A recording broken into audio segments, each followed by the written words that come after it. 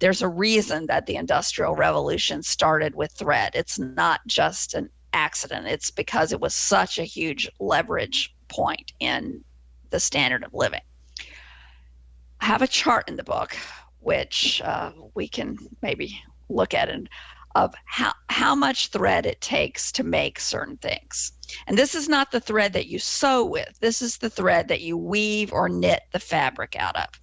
So you take a pair of jeans, which in the scheme of things is not that much fabric. A pair of jeans, to weave that amount of fabric takes about 6 miles of thread. 6 miles of thread is a lot of thread. And nowadays, you can spin in a modern spinning plant that amount of thread in a few seconds.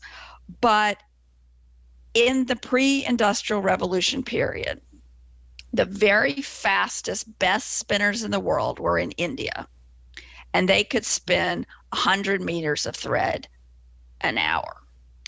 And that means that it would take about 13 8-hour days to spin the amount of thread in a pair of jeans.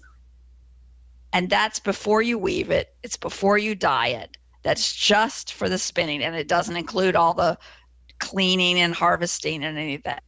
So you can see, not in the book, but I've recently been working on some videos. I also used a bandana as an example. Bandana is a very small piece of cloth. It's 22 inches square.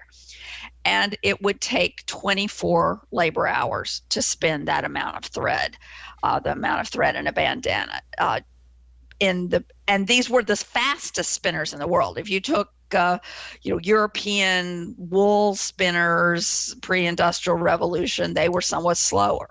So and the result was women, and unlike weaving, which depending on the culture, sometimes men did it, sometimes women did it, sometimes both, spinning throughout history has basically been a female occupation. And it was one of those occupations that every woman did all the time, because there was so much a shortage of thread. And I talk in the book, I have lots of examples, but Aztec, or women who were ruled by the Aztecs, had to turn out enormous amount of cotton cloth for tribute and taxes. And so from the time a girl was like 3 years old, she'd be starting to learn how to spin this cotton, and her mother would punish her in various ways if she didn't do it. It was just this unbelievably burdensome occupation.